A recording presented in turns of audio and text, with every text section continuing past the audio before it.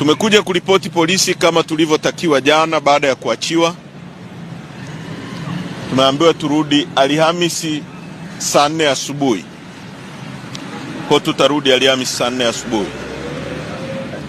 Kuna mambo kadhaa ambayo nataka kusema kwa niaba ya chama chetu. Mimi nimekuwa mahabusu ya polisi tangu tarehe 22 kwa siku 21 mfululizo. Kwa hiyo sikuwa najua kwa undani kilichojitokeza. Jana usiku nimepata nafasi ya kuona mambo mabaya sana yaliyojitokeza. Kwa niaba ya chama chetu nataka kutoa pole kubwa sana kwa Watanzania wote waliopoteza ndugu zao, waliopoteza mali, hasa waliopoteza ndugu zao. La pili, kama tulivyokamatwa ndivyo tulivyoachiwa.